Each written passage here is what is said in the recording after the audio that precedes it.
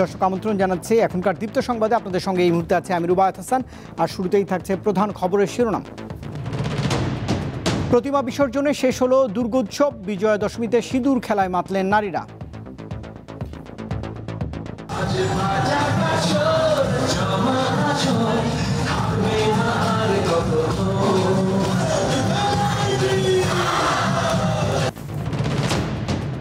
New York থেকে দেশে ফিরেছেন প্রধান উপদেষ্টা। বিমানবন্দরে এনসিপির ব্রিফিং বয়কট। সমুদ্র ফ্লোটিলার একটি বাদে সব নৌযানী আটক। অভিযান ব্যর্থ হবার দাবি ইসরায়েলের।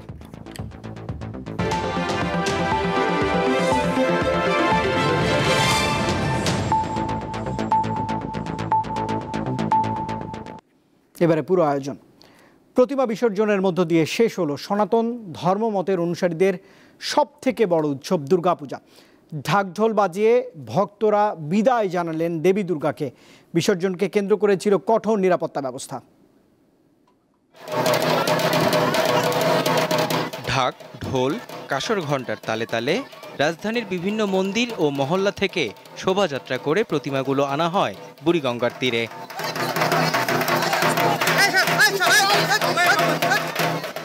সনাতন ধর্মাবলম্বীদের বিশ্বাস, হিংসা, লালসা ও অসুরী শক্তিকে বিসর্জনের মধ্য দিয়ে উদযাপন হয় বিজয়া দশমী। ভক্তদের মতে এসব প্রবৃত্তিকে বিসর্জনের মধ্য দিয়ে ভ্রাতৃত্বের বন্ধনে আবদ্ধ হয়ে শান্তি প্রতিষ্ঠাই এই আয়োজনের মূল উদ্দেশ্য।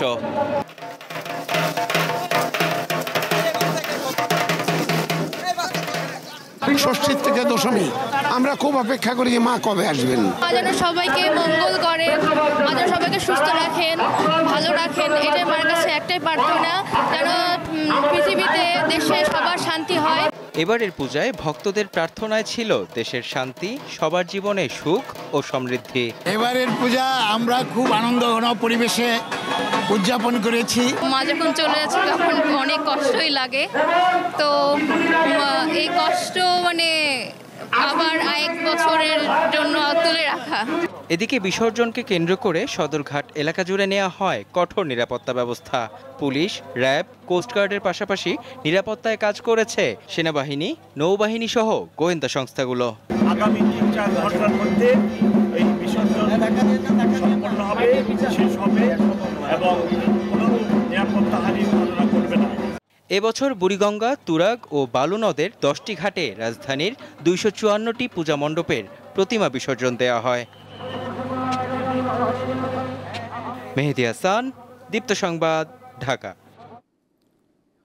সারা দেশেও বিজয়া দশমী এবং প্রতিমা বিসর্জনের মধ্য দিয়ে শেষ হয়েছে শারদীয় দুর্গাপূজা। সনাতন ধর্মমতের অনুসারীদের বিশ্বাস, মানুষের মনের আসরিক প্রবৃত্তি, কাম, ক্রোধ, হিংসা, লালসা বিসর্জন দেওয়াই মূলত বিজয়া দশমীর মূল তাৎপর্য।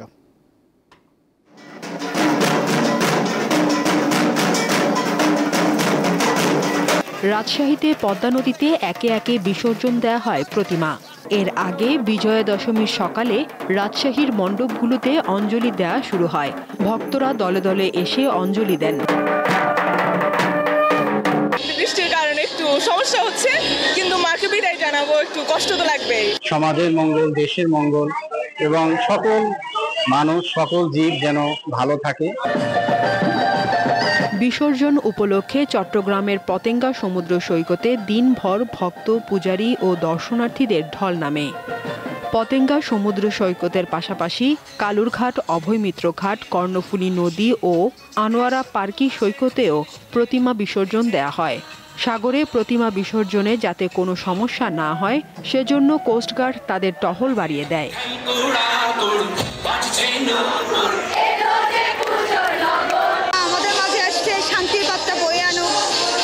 সবার মঙ্গল করুক, সবাইকে দেখে খুবই আনন্দিত, খুবই ভালো কাটছে।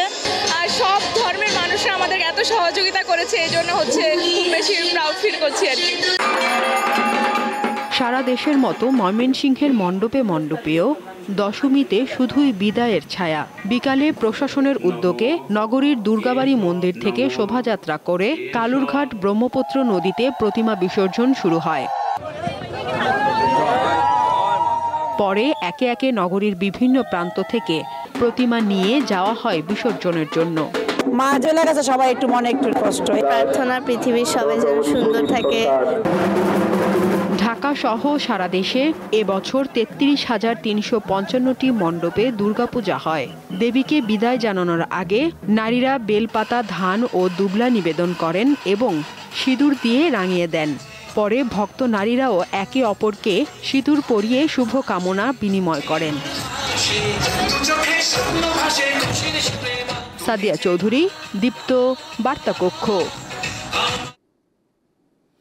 বাঙালির দুর্গাপূজা শুধু একটি ধর্মীয় উৎসব নয়, এটা যেন এক আবেগ, এক মিলন মেলা। 5 দিন ধরে দেবী দুর্গাকে ঘিরে চলা আনন্দ, ভক্তি আর পরিবার পরিজনের একসঙ্গে থাকার উষ্ণতা। আর এই আনন্দের শেষ দিন বিজয়া দশমী হয়ে ওঠে এক মিষ্টি কষ্টের দিন, কেননা এদিন দুর্গা কৈলাসে ফিরে যান তাঁর স্বামী শিবের কাছে। আর এই বিদায়ের আগে হয় এক বিশেষ রীতি, সিঁদুর খেলা। সিঁদুর খেলা হলো বিদায়ের মাঝে আশার রং। এটাই এক রঙিন বার্তা। বিদায় আছে কিন্তু বন্ধন অটুট থাকবে। দেবী দুর্গা চলে গেলেও তার আশীর্বাদ রয়ে যাবে সংসারে, জীবনে, সমাজে।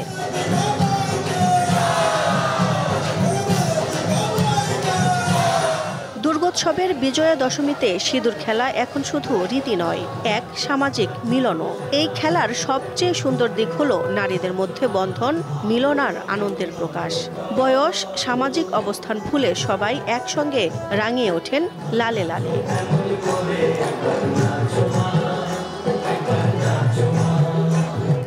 দশমীর সকালে বিসর্জনের আগে বিবাহিত নারীরা দেবী দুর্গার চরণে সিঁদুর নিবেদন করেন। এরপর তারা একে অন্যকে সিঁথিতে, কপালে এবং গালে সিঁদুর দেন। বিবাহিত নারীরা একে অপরকে সিঁদুর দিয়ে প্রার্থনা করেন ঘর সংসার যেন অটুট থাকে, ভালোবাসা চিরকাল টিকে থাকে। সিঁদুর খেলা সবার সাথে মিলেমিশে, অনেক পরিচিত লোকজন, আত্মীয় স্বজন আছে, সবার সাথে দেখা হয়, বেশ ভালো লাগে। আমরা আসছি স্বামীর মঙ্গলের জন্য। সিঁদুরটা মায়ের চরণে সোয়েটার বাসায় রেখে দিয়ে সারা বছর স্বামীর মঙ্গল কামনা করে সিঁদুরটা আমরা পড়ি। আর এই সিঁদুর খেলাটা এর জন্যই খেলা হয়, যাতে সবার মাঝে এই সৌভাগ্যটা ছড়িয়ে যায়, সবার মন আনন্দ হয়, সবার শুভ কামনা হয়। এর আগে বৃহস্পতিবার সকালে রাজধানীর ঢাকেশ্বরী জাতীয় মন্দিরে অনুষ্ঠিত হয় বিহিত পূজা। ঢাকের বাদ্যের সঙ্গে মন্ত্রপাঠ ও অঞ্জলি দেন ভক্তরা।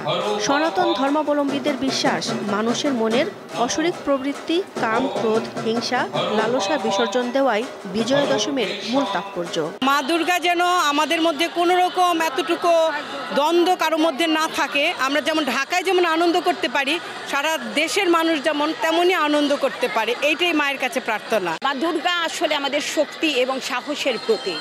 বিশেষ করে আমরা যারা নারী আছি, নারীরা আমাদের ভিতরে যে দশভুজার শক্তি পাই, সেটা কিন্তু মা দুর্গাকে দেখেই আমরা সবাই মা দুর্গার মতো হতে চাই।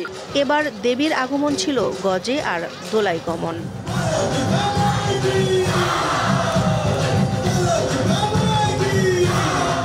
দিলশাদানি, দীপ্ত সংবাদ, ঢাকা।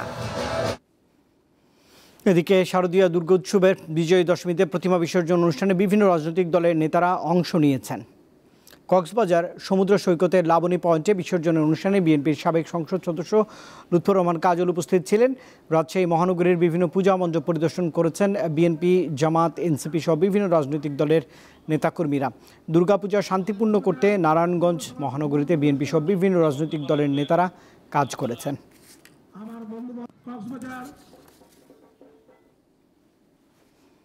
দুর্গাপূজার টানা ছুটিতে কক্সবাজার ও কুয়াকাটায় নেমেছে পর্যটকদের ঢল। প্রতিমা বিসর্জন প্রত্যক্ষ করতে লাখো মানুষ ভিড় জমিয়েছেন সাগর পাড়ে।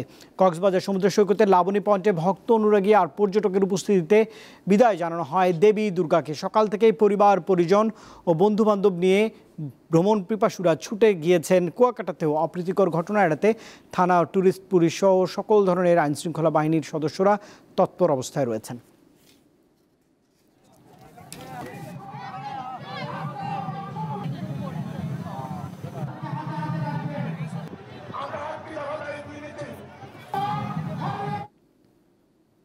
এবার অন্য প্রসঙ্গ। যুক্তরাষ্ট্রে 9 দিনের সফরে জাতিসংঘের 80তম সাধারণ পরিষদ অধিবেশনে যোগদান শেষে ঢাকায় ফিরেছেন প্রধান উপদেষ্টা ডক্টর মোহাম্মদ ইউনূস। সকাল 9টার দিকে এমিরেটস এয়ারলাইন্সের একটি উড়োজাহাজে ঢাকার শাহজালাল আন্তর্জাতিক বিমানবন্দরে পৌঁছান প্রধান উপদেষ্টা। এর আগে বাংলাদেশ সময় বুধবার সকাল 9:10 নিউ ইয়র্ক ত্যাগ করেন প্রধান উপদেষ্টা। সে সময় জাতিসংঘে বাংলাদেশের স্থায়ী প্রতিনিধি সালাউদ্দিন নোমান চৌধুরী এবং যুক্তরাষ্ট্রে বাংলাদেশের রাষ্ট্রদূত তারেক মোহাম্মদ আরিফুল ইসলাম বিমানবন্দরে প্রধান উপদেষ্টাকে বিদায়ও জানিয়েছেন। প্রধান উপদেষ্টার সফরসঙ্গী হিসেবে ছিলেন দেশের শীর্ষ রাজনৈতিক দলের নেতারা। সকল দাবি নির্বাচিত সরকারের জন্য রেখে দিতে আন্দোলনরত রাজনৈতিক দলগুলোর প্রতি আহ্বান জানিয়েছেন বিএনপি চেয়ারপারসন উপদেষ্টা জয়নুল আবদিন ফারুক। বৃহস্পতিবার সকালে ঢাকাস্থ সেনবাগ ফোরামের আলোচনা সভায় তিনি কথা বলেছেন। পাহাড়ে কারা অশান্তি সৃষ্টি করছে তা খুঁজে বের করতে সরকারের প্রতি আহ্বান জানিয়েছেন বিএনপির নেতা আরও বলেছেন, ফ্যাসিবাদ বিরোধী ঐক্য যারা বিনষ্ট করতে চাইছে তাদের বিরুদ্ধে রুখে দাঁড়াতে হবে। মানুষ শান্তি চায়, ভোট দিয়ে জনপ্রতিনিধি নির্বাচিত করতে চায় বলেও জানিয়েছেন বিএনপির নেতা।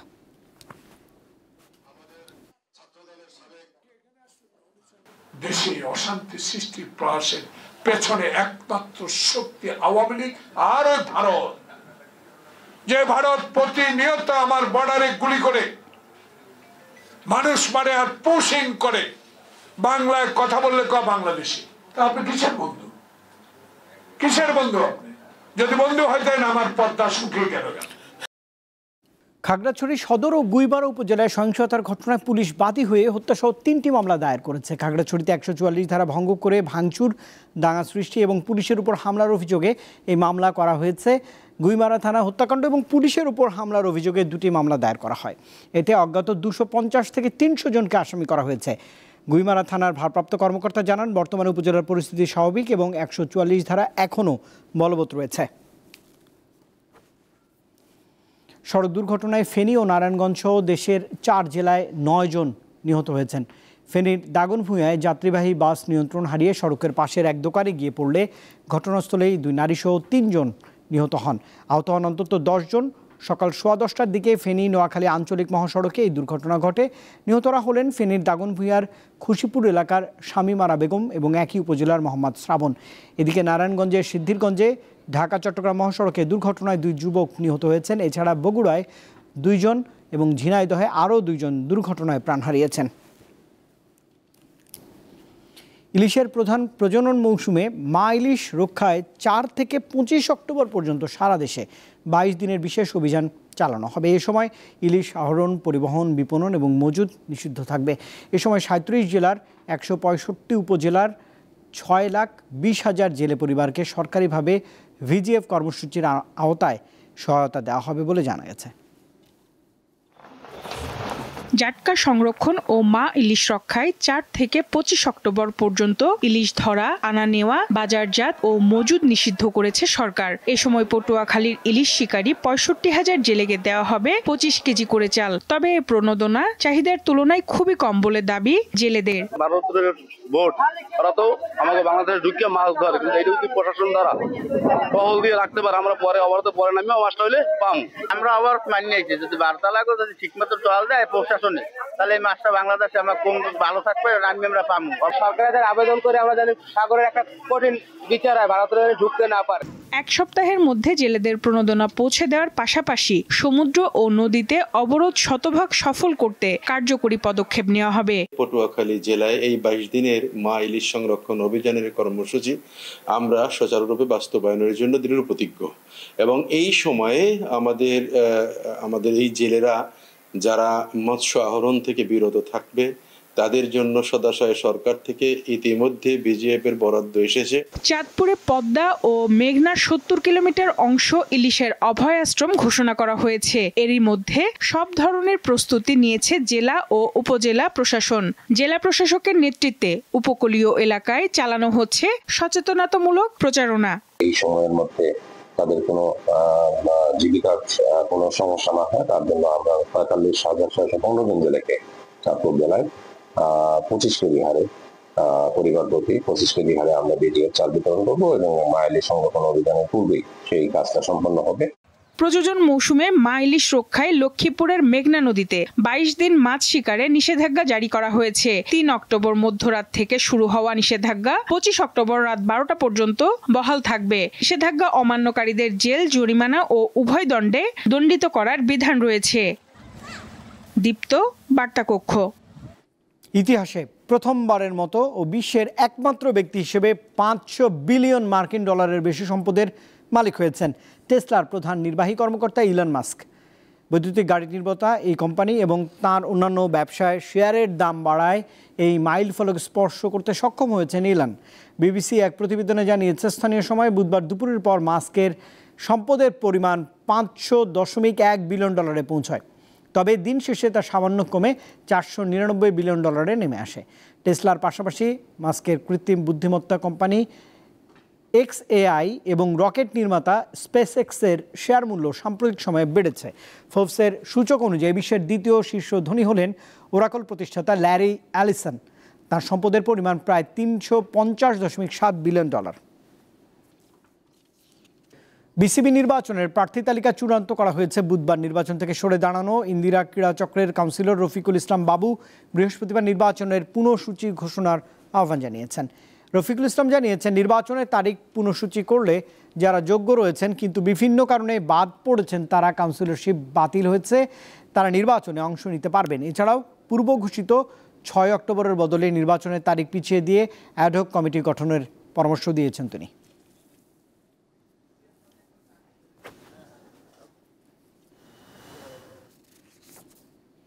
দর্শক, এই খবরের সঙ্গে শেষ করছি দীপ্ত সংবাদ। শেষ করার আগে প্রধান খবরের শিরোনাম জানাবো আরেকবার। প্রতিমা বিসর্জনে শেষ হলো দুর্গোৎসব। বিজয়া দশমীতে সিঁদুর খেলায় মাতলেন নারীরা। নিউ ইয়র্ক থেকে দেশে ফিরেছেন প্রধান উপদেষ্টা। বিমানবন্দরে এনসিপির ব্রিফিং বয়কট। আর দর্শক, এই ছিল এখনকার মতো। তখন সঙ্গে থাকবার জন্য ধন্যবাদ সবাইকে। আরও তথ্য বিনোদনের জন্য আপনি যুক্ত থাকতে পারেন দীপ্ত টেলিভিশনের ডিজিটাল প্ল্যাটফর্ম দিয়ে।